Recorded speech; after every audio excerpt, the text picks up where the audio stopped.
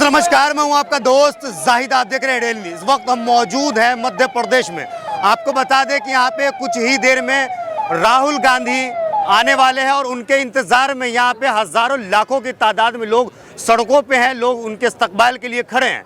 इनसे जुड़ेंगे और जानने के लिए कोशिश करेंगे कि 17 तारीख को जो वोटिंग होनी है तो इस बार मध्य प्रदेश का मुख्यमंत्री कौन बनने जा रहा है। क्या मामा यानी कि शिवराज सिंह चौहान फिर से यहाँ के मुख्यमंत्री बनने जा रहे हैं या यहाँ की जनता ने कोई और विकल्प ढूंढा है, यानी कि कांग्रेस पार्टी की सरकार देखना चाहती है। तो लोग यहाँ पे हमारे साथ जुड़ेंगे, जानने की कोशिश करेंगे। सबसे पहला सवाल सर आपसे जुड़ेंगे कि आने वाले वक्त में चुनाव है और जनता जो है यहाँ पे राहुल गांधी के लिए खड़ी है, तो क्या लग रहा है कि इस बार मध्य प्रदेश में कांग्रेस की सरकार बनेगी या मामा फिर से आ रहे हैं? जैसा कि आपने कहा कि जनता या राहुल गांधी के लिए खड़ी है, तो राहुल गांधी ने 1.5 महीने पहले जो CWC की मीटिंग हुई थी उसमें कह दिया था कि अब की बार 150 पार, तो इस बार 150 पार है इंशाल्लाह। ये नारा बीजेपी का है कि अब की बार 200 पार।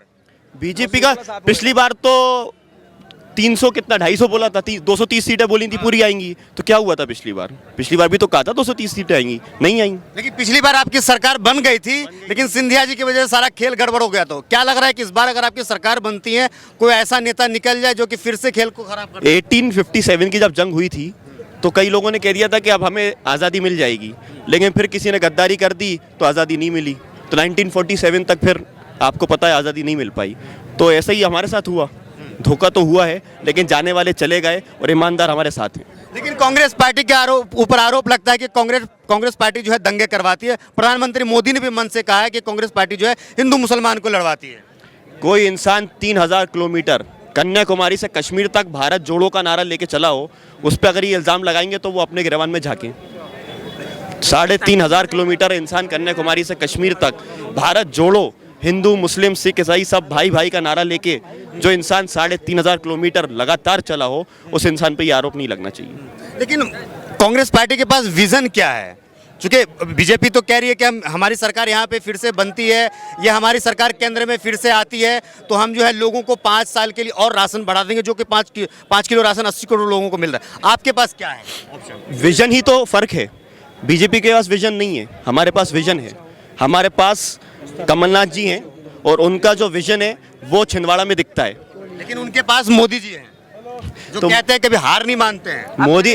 मोदी जी ने तो कहा था कि 2 करोड़ नौकरियां भी देंगे। मोदी जी ने तो कहा था 15 लाख आएंगे। तो ये तो अच्छी बात है, उनके पास मोदी जी हैं कि बताने के लिए कि कोई झूठ बोलने वाला उनके पास है, और हमारे पास सच्चे लोग हैं जो बोलते हैं। मोदी जी झूठ बोलते हैं, बहुत झूठ बोला उन्होंने, देश के साथ धोखा करा है मोदी जी ने, और मोदी जी को इसका जवाब मध्य प्रदेश में मिलेगा और आने वाले 2024 के इलेक्शन में भी मिलेगा। कहते हैं, आखिरी सवाल आपसे लेंगे कि कहते हैं कि मोदी जी जो कहते हैं वो करते हैं। मोदी जो कहते हैं वो नहीं करते हैं। अब उन्होंने कहा धारा 370 हटाएंगे, कश्मीर से हटा दिया, तो हटाने का तरीका क्या था? लोगों ने सपना देखा कि प्लॉट खरीदेंगे वहाँ पे। जी हटा, किसने खरीदा? अभी माहौल क्या है वहाँ पे? बराबर अटैक हो रहे हैं, बराबर हमारे फौजी भाई मारे जा रहे हैं। आप रातों रात ऐलान कर देते हैं, ये डेमोक्रेसी है। यहाँ पे ऐलान नहीं होता, यहाँ पे जनता जो चाहती है उसके हिसाब से फैसले लेने चाहिए, सबको लेके चलने वाले फैसले। कितने सीट पर जीत रहे हैं आप? 150 पार।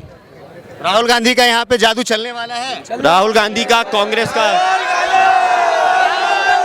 आप बताइए क्या राहुल आपके पास दोबारा आएंगे? राहुल गांधी देखिए,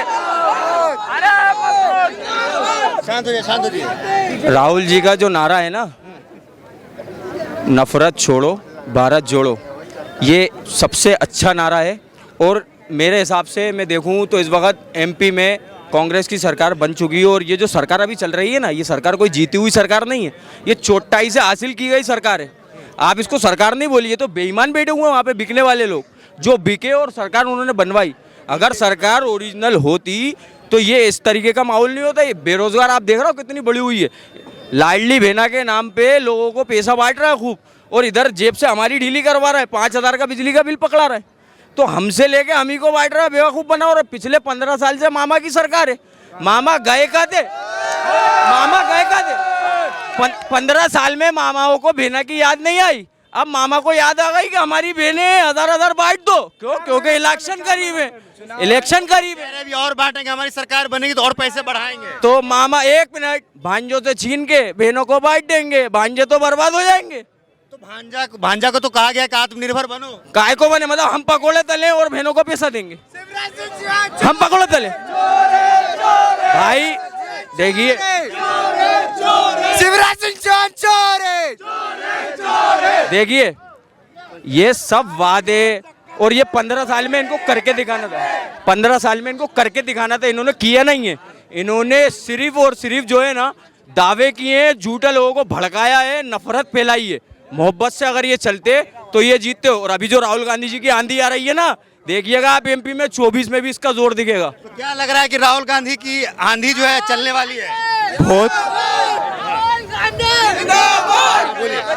बहुत तेज राहुल गांधी की हम लोग के साथ में थोड़ा उनकी इज्जत थोड़ा जी। राहुल गांधी की ऐसी हवा है मध्य प्रदेश में। मामो गयो गयो मामा पक्को। मामा बहिष्कारी है, रेत घोटाला, बहुत सारे ऐसी चीज़ें हैं जो मामा ने घोटाले करे हैं। युवा बेरोजगार है, कटोरा हाथ में युवा के। पढ़ाई में इतना पैसा लग रहा है, सहूलतें हैं नहीं डॉक्टर सरकारी हॉस्पिटलों में। बेरोजगारी वन नंबर। कहते हैं कि कांग्रेस पार्टी की सरकार बनेगी तो फिर दंगे होंगे, माफियाई बढ़ जाएंगे, गुंडे हो जाएंगे पूरे शहर, पूरे मध्य प्रदेश के अंदर। ऐसा कुछ भी नहीं होगा, क्या कह रहे हैं? ऐसा कुछ भी नहीं होगा, क्योंकि जो दंगे फसाद कराने वाली पार्टी है ये भारतीय जनता पार्टी है।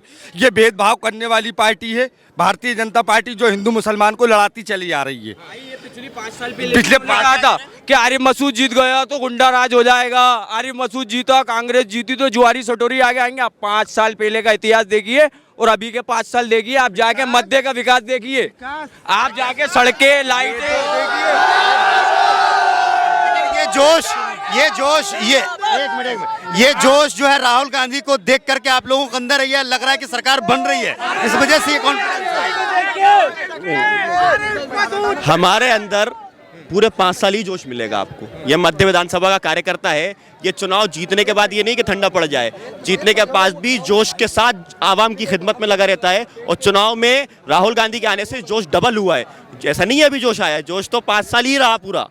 जितने भी कार्यक्रम हुए सब में इतना ही जोश मिला और आवाम की खिदमत के लिए भी इतने ही जोश से खिदमत करी गई। लेकिन अगर सवाल किया जाए कि कहते हैं कि राहुल गांधी के अंदर वो काबिलियत नहीं है कि वो देश और स्टेट को चला सके मोदी जी के अलावा। काबिलियत की बात हो चाहे मोदी जी अपना घर नहीं चला पाए, अपनी बीवी को नहीं संभाल पाए, देश के चलाएंगे। उन्होंने देख लिया 10 साल बर्बाद करके। उन्होंने क्या देश चलाया? सब कुछ तो बेच दिया, क्या बचाया? सब कुछ बेच दिया उन्होंने। वो देश चला रहा है, देश यही चलाएंगे जो 70 सालों से चलाते आए, वही आगे चलाएंगे। 70 सालों में तो देश को सिर्फ आप बात करें तो मणिपुर की बात करें, आप दंगे हिंदुस्तान देख रहा है पूरा कि दंगे किसने कराए। इजराइल पे बात कर रहे हैं। इजराइल में तो जायज बात कर रहे हैं ना लोग।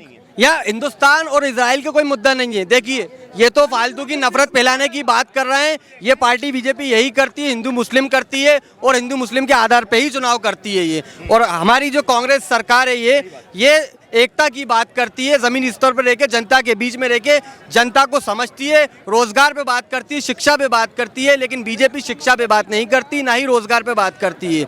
सिर्फ और सिर्फ ये दंगे कराती है, उसके बाद ही लाशों के ऊपर चल के ये अपनी सरकार बनाते हैं। लेकिन मामा कह रहे हैं कि हमारे लोगों को छेड़ो मत, हमारा बुलडोजर तैयार है। मामा ये उन लोगों पे चलवाते हैं बुलडोजर जो इन पे भारी पड़ते हैं। मामा मुसलमानों को चलवाते हैं सिर्फ, और नॉन मुस्लिम पे नहीं चलवाते। ये हिंदू मुसलमान ही करते हैं।